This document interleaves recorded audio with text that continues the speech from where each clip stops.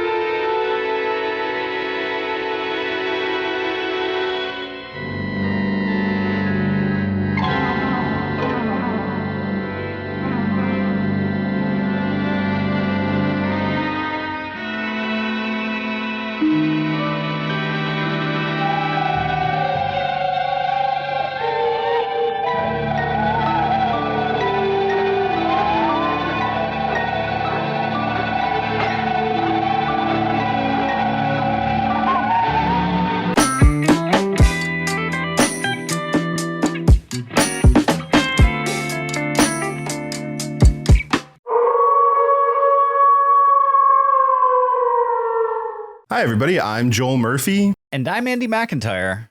And this is Silver Linings Playback, the podcast where we watch maligned movies and we find their silver linings.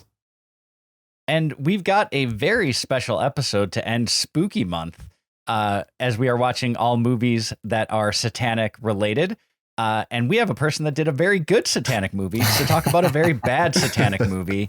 Welcome to our guest, David Dastmalchian. Hi, guys. Thanks for having me. Happy spooky season. And there's just so much devil movie madness in the world and the history of cinema. So what an exciting theme to be playing around with this time around, huh? Yeah, no, you like came to mind immediately, which you probably have heard this before. Oh, good. Of like, yeah.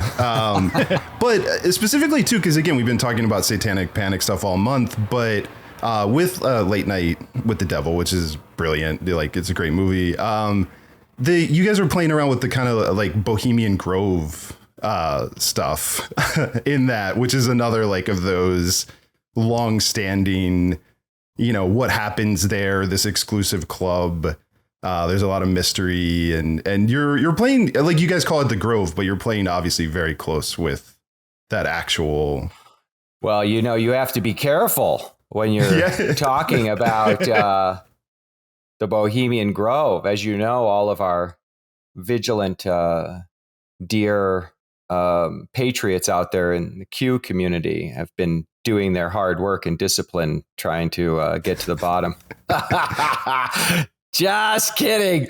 Yeah, we called it the Grove, but Bohemian Grove is the Illuminati of, you know, of California, or not, or like the globe. It's really such any group that's shrouded in secrecy and mystery. I don't care if it's, you know, the Freemasons or, you know, certain particular religious sects or political groups. Anytime there's somebody that just like makes it real hard to get in, to know what they're up to, immediately the rest of us, our imaginations are piqued and we are running wild. I mean, they just, you can't help but go. And by the way, why so many powerful members of Bohemian Grove? What is in the water? What are they doing? What rituals are being performed there? How much blood has been spilled on the altar at the Bohemian Grove?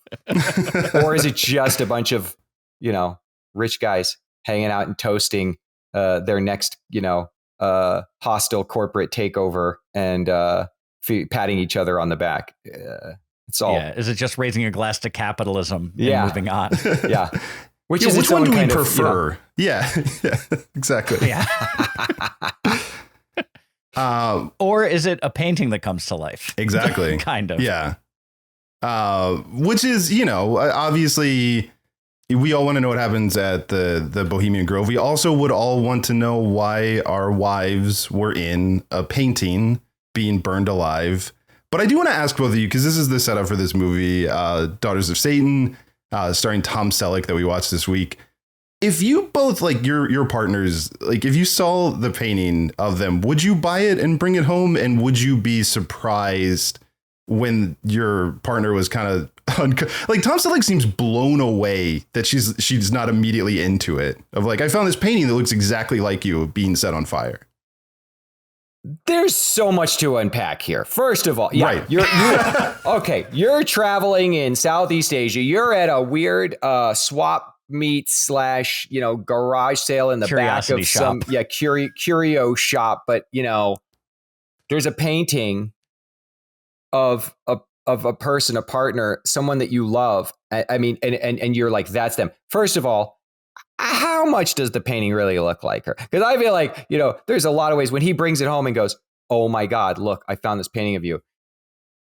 When you look at her, now granted, we don't know what the budget was on this piece of, the cinematic, groundbreaking achievement. But you're kind of like, So I immediately would go, oh my God, look, I was at this estate sale and I found this.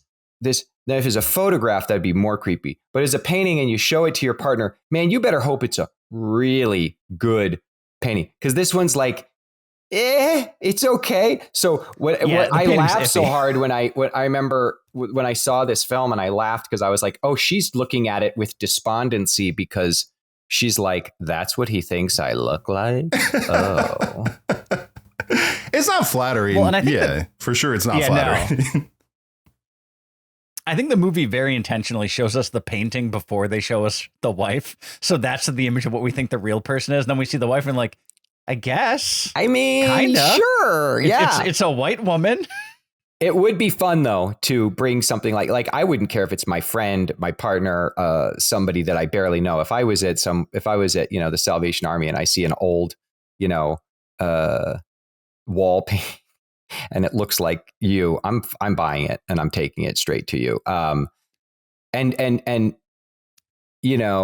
right out the gate, that shop, man, he ignores a lot of bad signs in his pursuit of whatever it is that he's hoping to find there. There's some really shady business going on in there. We've got daggers being, in the black market, underground trading happening. We've got, and I love too, that wonderful actor who runs the shop, who's a member of the society.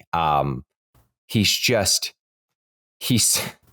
so wonderful because in certain parts of his performance, he's the charming, goofiest, dorkiest dude. And then he just tries to be real evil and sinister. And I kind of love it. Yeah. Yeah. Also, he has a photograph of Tom Selleck and then he says his name to confirm that it's him. And he brushes right past that, too. Like he's not weirded out that this guy's been waiting for you. Not weirded out that he was lured under false pretenses, that the merchandise he was there to look at was clearly knockoff stuff. Just sees the painting of his wife being burned alive and is like, you know what? Now this is why I'm here. Yeah. Yeah, who cares about the tapestry for the cloisters I've been specifically tasked with getting? I need this mediocre oil painting from the That's right, because 17th century classical he revival. works for the National Gallery, doesn't he? He works for a museum or yeah. So he's on I forgot about that. He's on like on a mission to find this really important piece. And then he becomes just totally, hypnotized by this garage art. I love it. And then brings it home, shows it to his wife, who she's not into it at all. She hates this immediately. She doesn't like the painting. She's like, get rid of the painting. He keeps it. And then the version of her in the painting disappears. She starts also, she knows exactly when it was painted. She knows what it's depicting. She has all this information. He's like, that's weird. That's exactly when it was painted. Her from the painting disappears. And it was almost like, how does a dummy like you know that? He does say something about like she doesn't know dates. He's like, you don't know dates, whatever. And then like her from the painting disappears, and he's just very much like, oh, well, did you like paint over you in the painting? And still, when does he get concerned? I think that's the question. Is like I don't think he gets concerned until he's on the bridge at the end of the freaking movie. He is so clueless, man. He's like, and God, you got to love Tom Selleck. He looks incredible in this. This is early, you guys. For those who haven't watched the film, this is early Tom 72. Selleck. 72. Was it probably one of his first credits? If we look back, because this is pre his stardom. Now, don't forget, this is an actor who became quite a big star I mean, he's still a prominent person. He just had a hit TV show that ran for like, I don't know how many years with Blue Bloods, but like, obviously we think of him as Magnum, but we forget how close he came to being Indiana Jones. I mean, he did tons of great work back in the day. And I you see some of his like action chops. There's this wonderful sequence, where he's being pursued and he's in the back of a truck and he's like throwing crates off of a truck. It's such a Magnum series of moments, but he gets angry, he gets frustrated, but I'm like, this is a 5-alarm fire, bruh. There are some very strange things happening, and you just keep barreling through them and trying to smooch your pretty lady here. But like, what are we doing, dude? Right. And never like, because then what happens is the other two women that are in the painting and the dog that are in the painting all show up in real life. And he never has a moment of like, this is a prank. He doesn't go back to the guy and be like, come on, you set this up, right? Or to his wife and like, did you plant the painting there? And there's never like a question of it. It's just like, this is a weird series of things. Oh, you know the dog's name. Oh, the dog hates me. Okay, whatever. Cool. He's just waiting. He's waiting for Ashton Kutcher to jump out of a closet and surprise him with a camera. 100%. That's what's happening.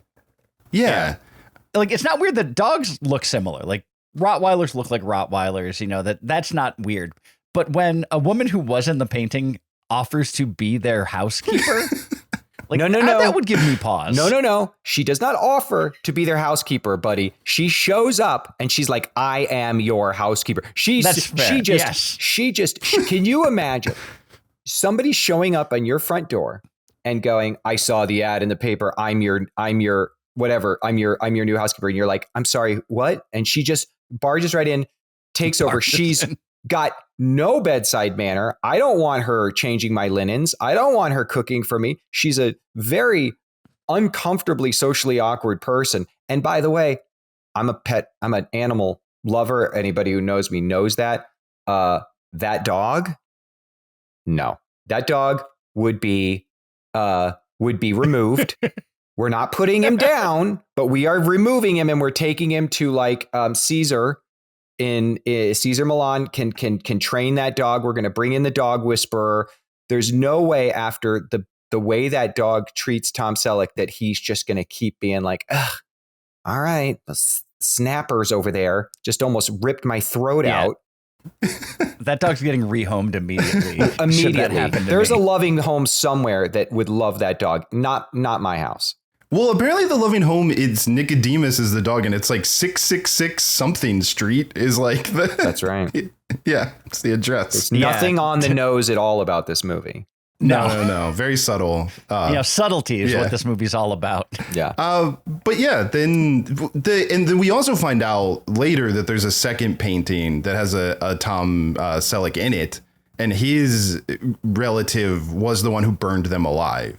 So that's like the big reveal as to why this is all happening. Yes, his great grandfather was Vincent Price in The Witch Hunter General, basically. Yes. Well, and I love that they try to play off the etymology of like, well, his name was Roberson. You can see how that would become Robertson, right? There's the puzzle pieces. I mean, that's deep cut, incredibly cerebral writing for those of us who love to unravel. I mean, it's Fincher 101, basically. I'm trying to put the pieces together with every scene, and he's always one step ahead of me. And that is, it's a very traditionally Spanish name, Roberson. Yes, mm-hmm. Roberson. Yeah, very of course. much. Yeah. Now, even with the black dog with brown markings is one of the many things that gives this whole movie a very like Magnum PI vibe, because it's Tom Selleck in tight clothing, running around a tropical landscape, trying to solve a mystery. There's a Doberman instead of a Rottweiler barking at him. But come on. It's I was watching this and I'm like, this, Magnum was a great show. And that's one thing we can all take away from this. Do you know what would be an amazing piece of mind-blowing trivia history would be if we found out that the creators and showrunners of Magnum PI were such huge fans of this film that when they saw it, a thought was born and they saw a private investigator in Hawaii. And then they go, that's our next project. All inspired by this incredible movie. You said that so authoritatively that I'm going to update Wikipedia and I'm just going to cite you. That's It's now lore true. now. Yeah, that's It's 100%. lore. Yeah, it's canon. That's fact. canon. Yep. Yeah, I retconned this, but it's still canon. Yeah. Yeah. He's great, by the way. He is really great. I think that the actress who plays his wife is really great. She's constantly in a state of hysterics or just like a fog, and she does there are some really good performances in the film. And if you're spending your spooky season, as I'm sure many of your fans are, knee deep in all of the wonder that is occult and satanic cinema, those ritual scenes are something straight out of a Jess Franco film. I mean, the whipping, the sadism, the binding on the rack of the altar, pretty risque stuff. I'm curious what kind of release this film got. I don't know if that's information that's out there, but it's like, was this a grindhouse puppy? Was this something that actually went wide? Did it just never get? I don't know. Yeah. So as I was updating the Wikipedia page Yes. to talk about how it inspired Magnum, Thank you. its initial release was in Salt Lake City, of all places. That's it. Mhm. Mormons. It did open in other love cities a throughout satanic October, sex cult. but Yeah. yeah, and that's also, I'm going to update their Wikipedia, the LDS Wikipedia page to They would reflect love that. as They'd well. really appreciate that. They're always looking for good press. Yeah. Now you've exactly. done a lot of films. You've released a lot of films. How important is that market when you're debuting horror? The Salt Lake the City Mormon sex market. cult market. Yeah. The SLC market. Do you usually Honestly, premiere? Genuinely, I've never gotten to premiere film in Salt Lake City, but I've always dreamed of premiering a film in Park City, which would be pretty cool. There you go. Now, that being said, you'd be amazed how many horror nuts there are in, maybe you wouldn't be amazed. I think where there's a lot of like, heavy religious influence, you also get these intensely bonded communities of people who are into anything that may be, on the fringe. Like the horror community is actually pretty thriving in Salt Lake City. As it is where I grew up, it was interesting. I grew up in a more like evangelical like stronghold in the Bible Belt, and I remember there was this really tightly knit, community of horror hounds and monster movie lovers. And not to say that there aren't obviously like these great communities in every city, but I think about that stuff and I always think like, oh, it makes me really happy when you see through social media or you hear through like box reports that like people really showed up in SLC for late night, let's say, because as a co-producer on late night, what was fascinating with that, I've never been privy with like, I've had 2 theatrically released films that I produced and they were so in such limited release. They were like indie dramas that I had written and created and produced. So we got maybe 12 screens for the first one and I think 20 for the second one. So when late night comes out on 1,000 screens or whatever, looking through the box report and seeing like parts of the country that really like filled the cinemas, it was kind of awesome, That's really cool. As they must have for Tom Selleck's incredible bow. Daughters of Satan. Maybe there was deep research. Maybe they knew something. Maybe they really had like planned it out and they get that data that you're talking about and they're like, who's going to show up, Did you get the feeling that there was some kind of financial incentive for them shooting in the location that they did? It's like, why did they pick this particular place? There was no like plot connection to it. It wasn't in Spain, that's for sure. It was in Malaysia. Yeah. It was the Philippines. Yeah. The Philippines. Yeah. In the Philippines. Yeah.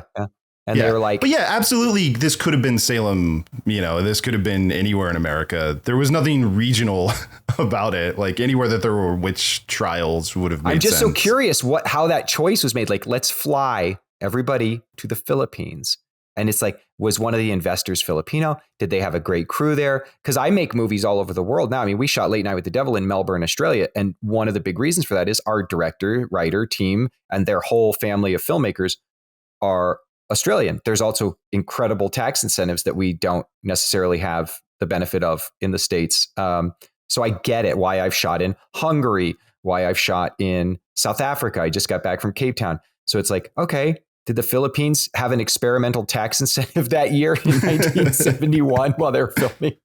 Who knows? Yeah, I don't know. Because the other thing is they used Philippine actors in some of the big roles. That Juana Diaz, the woman who forced herself as the housekeeper, was played by Paraluman, who was called the Philippine Greta Garbo. And so she was like a huge star in the Philippines. And the doctor at the mortuary and the owner of the curio shop were both also famous Filipino actors.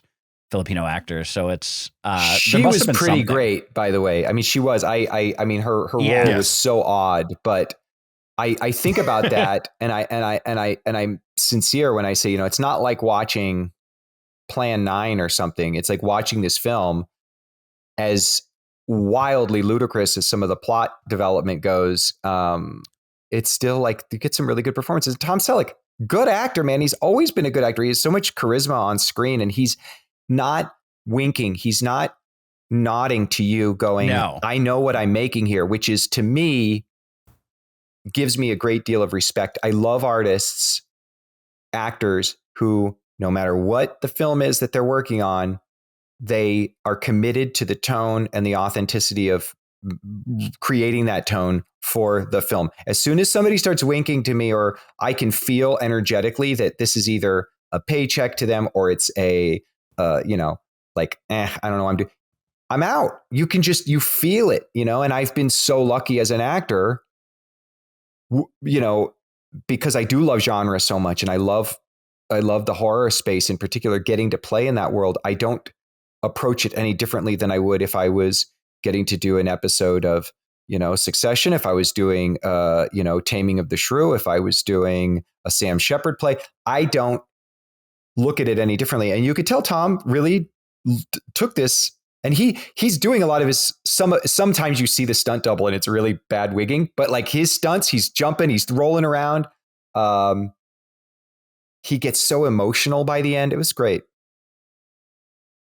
Yeah, no, he really kills it. I also thought the end was really fun. Like, the end was this kind of not quite Rube Goldberg. Are you talking about the twist, the end, or the climax? I was gonna start with the fact that they want to kill him by, like, they rig his car up to, like, with the ice, to eventually roll off a cliff, and he wakes up. But then so they all kind of wake up and they go back to normal and they're fine. And then the end is this last scene of, like, again, unconcerned Tom Selleck just being like, okay, well, everything's finally back to normal. Let's have a embrace picnic on the couch. Yeah, let's plan a picnic. And then the painting's in the room. She disappears from the painting. She pulls a knife out from behind the couch that was waiting.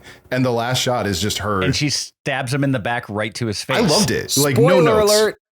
Yeah, we ruined the end of the movie, but it's pretty great. Film. It's got that The Mist or Night of the Living Dead kind of ending to it, where you go, oh, they did that. That's interesting. I'm surprised, because you can imagine at the time when they're making this film and they're going, we are about to deliver the world's next Rosemary's Baby. We're going to have a sequel. Tom's coming back. This time we're going to have airplane hijinks, maybe sports cars. He does have a cool sports car, actually. I shouldn't. He's got that. That car is awesome. Yeah. Is it an MG or something? I forget. He's got like a little Porsche, but it's a little hot rod sports car, tiny thing that he's zipping around in. And they mess it up, man. Yeah. Yeah. So another thing I noticed, and this is sort of apropos of nothing, but the director of this movie is John C. Higgins. Oh, John C. Higgins. To Magnum PI. Oh. Or the screenplay is by John C. Higgins. 100%. And yeah. You That was guys, the sidekick there in- must be some connection. At this point, There has to if be. you're out there in the interwebs and you're a sleuth, you've got to get in our message boards on this episode. We need your sleuthing. Who's got the in with Tom? Who can get us on the horn with Mr. S? We need to know what is the connection between this film and the hit TV series Magnum PI. Amazing. Yes. Now that's become my new dream for this podcast, is just that we all get that question answered from Tom Selleck. I don't want anyone else to answer it. If someone else knows, don't tell us. No. You have to know Tom Selleck and we have to hear it from him. This is like one of those historic moments in podcasts where the listeners solve the crime. We're going to do it, you guys. Yeah. I believe in you. Yeah. We're going to serial the hell out of this. Really quickly, I don't want to get too off on a tangent, but may I ask, since you've been watching so many of these films, would you say you have a favorite in all that you've digested so far? Of this month or for this month? Yeah. Yeah, for this month. Yeah, no, for the Satanic Panic, the Satanic films. So we watched the Tom Hanks classic Mazes and Monsters, which was delightful. We watched The Believers with Martin Sheen. Yep. And Devil's Reign with Shatner and the Devil's Reign. Of course, William Shatner, John Travolta's first film appearance. Yep. Yeah. Which also has Anton LaVey. Anton LaVey supposedly sitting on set as an advisor. I love that. Yeah, he's in the movie. He has a cameo in the movie. Like, he's on screen. He's. But I think he also used to tell people that he was in Rosemary's Baby, which is not true. But he was definitely. Look, there he is. There's amazing. Anton. Hey. But I think to answer your question, I think Devil's Reign had the best special effects. Like, the special effects in that movie are amazing, and they. Oh my god! When Ernest Borgnine transforms into the goat man, it's like. And he's another guy. You got to give these guys credit when they're slathering on that makeup and they're putting him the horns on him. Ernest Borgnine, respected thespian, plays it so solid, so straight. He's utterly terrifying, and I love that. And poor William Shatner, man, and the melt makeups are so good.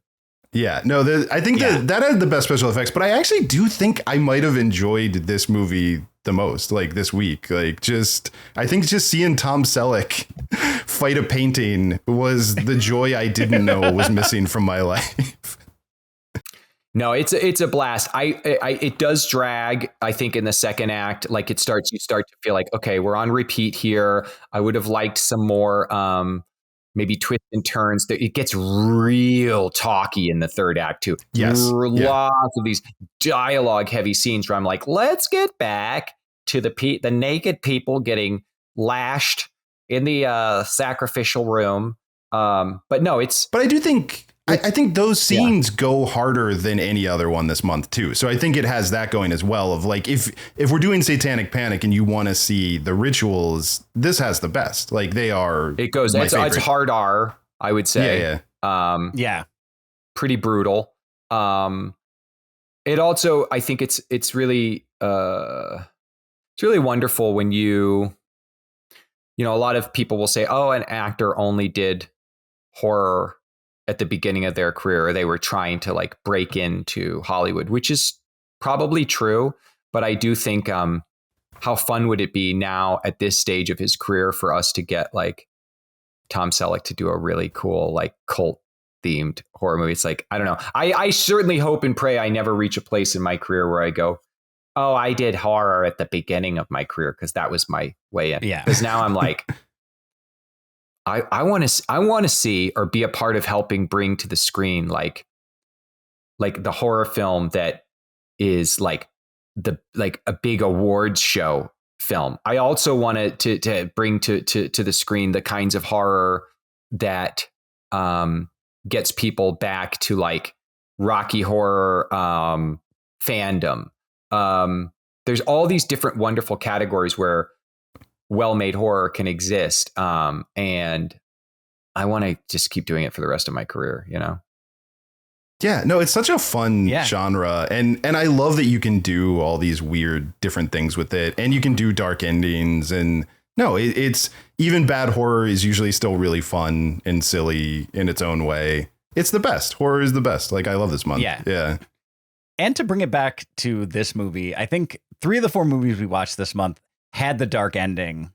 And this one, I think, did it the best and most believably with her stabbing Tom Selleck when they're canoodling on the couch. Was better than the end of The Believers, and even just Ernest Borgnine showing up and embracing Tom Skerritt at the end of Devil's Reign. Man, I just did a costume with Brian Fuller, and I went to a Halloween party 2 nights ago and a haunted house, and we dressed up as the characters from Alien, and Brian was Tom Skerritt and I was Harry Dean Stanton, and it was really fun. I think about all the awesome stuff that Skerritt did in his career, pretty special. Yeah, he was great. Yeah. Well, I will say, if I could only watch one Satanic Panic themed thing this October, it would be Late Night with the Devil. Obviously, that's the one that we are officially recommending, I think, on this podcast. You have been so amazingly generous with your time. Thank you so much. Thank you guys so much. Thanks for having me. Thanks for letting me be here. Thanks for watching good classic, maybe not good horror, but it's all wonderful. And it's so great to share with the community. And I appreciate the show. I appreciate you guys. Have a wonderful spooky season. Stay safe out there. And I'll hopefully see you next time. Until then, creep it real. Beautiful. Thank you so much. Thank you. Thanks, you guys. That was really fun. That was great. Yeah, no, thank you so much. Awesome. Appreciate it so much. Have an awesome Halloween, and I will hopefully get to come back on the show again in the future. You are invited back anytime you would like to be on this show. Like, you have an open invitation. Awesome. So yeah, if you guys have something you're promoting or anything, hit us up, please. You're always welcome here. Yep. Take care. Appreciate it. All right. Bye, fellas. So bye. Bye.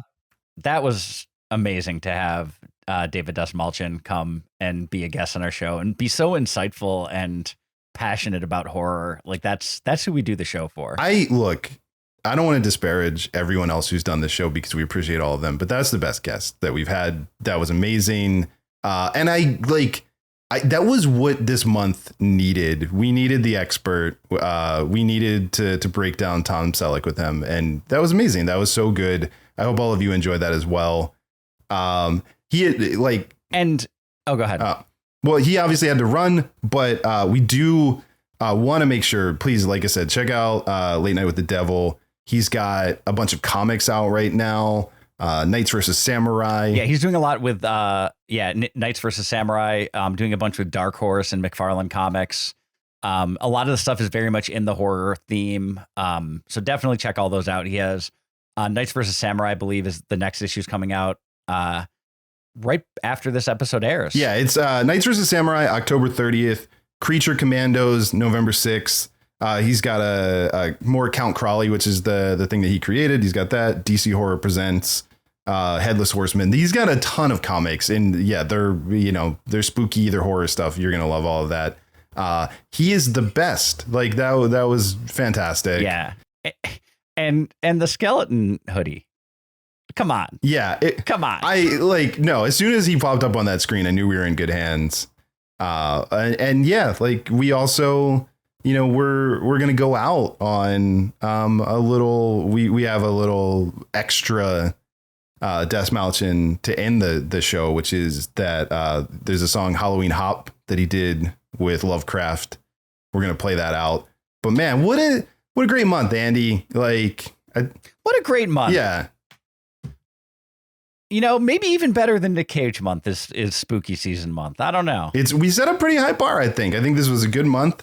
I'm glad that Andy was willing to sell his soul to the devil to get Dastmalchian and to get this month happening. I think that was worth it. And the trick we played as a ginger, I don't even have a soul. Yeah, we really tricked the devil, and he's really mad about it, which is also he's pissed. Yeah, he's not happy at all. So tune in next week when we have the devil as a guest on our show. Yes, yeah, for sure. When you see him, you're gonna scream. Our guest next week is the devil, is what I'm trying to say. No, when you see next week's guest, whoever it is, he might be in some sort of human disguise. Maybe he'll look like a member of the cast of the film Scream, but that is a disguise. That is a false face. The person that we are speaking to is the actual literal devil. Yes. To tune in. So Halloween, hop it away, baby. And happy spooky season.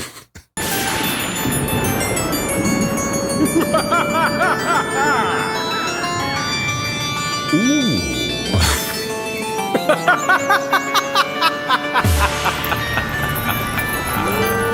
This is the Halloween Hop. Everyone, get on the graveyard dance floor.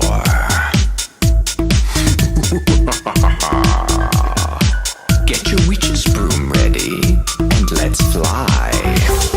Stomp your feet like Frankenstein. Thriller hands side to side. Slide to the left, slide to the right. Go Norman Bates to the beat. Pump your fist for Halloween. Hop, hop, hop, hop, hop, hop. Halloween. Hop, hop, hop, hop, hop, hop. Halloween. Hop, hop, hop, hop, hop, hop. Let's turn. Go Norman Bates to the beat and stop. Get spooky. Get spookier. From the top. Stomp your feet like Frankenstein. Thriller hands side to side. Slide to the left. Slide to the right.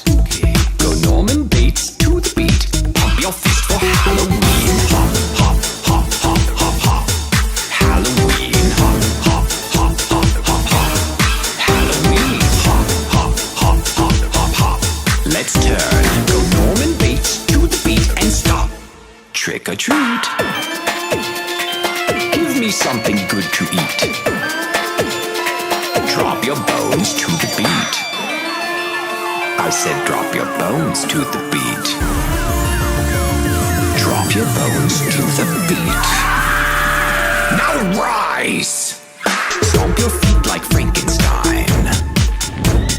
Thriller hands side to side. Slide to the left. Slide to the right. Go Norman Bates to the beat. Pump your fist for Halloween. Hop, hop, hop, hop, hop, hop. Halloween. Hop, hop, hop, hop, hop, hop. Halloween. Hop, hop, hop, hop, hop, hop. Get turned. Go Norman Bates to the beat and stop. One more time. Stomp your feet like Frankenstein. Thriller hands side to side. Slide to the left, slide to the right. Go Norman Bates to the beat. Pump your fist for Halloween. Hop, hop, hop, hop, hop, hop. Halloween. Hop, hop, hop, hop, hop, hop. Halloween. Hop, hop, hop, hop, hop, hop. Let's turn. Go Norman Bates to the beat. Jump and scream for Halloween.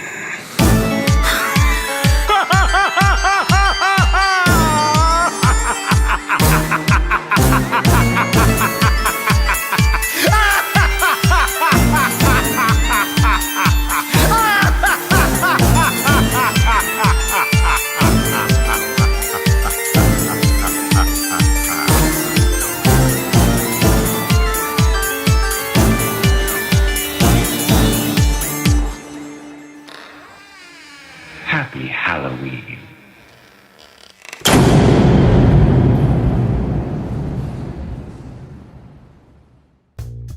Silver Linings Playback is a production of HoboTrashcan.com. If you enjoyed the show, please rate or review it on Apple Podcasts. Hear more great shows on the Peak Sloth Podcast Network.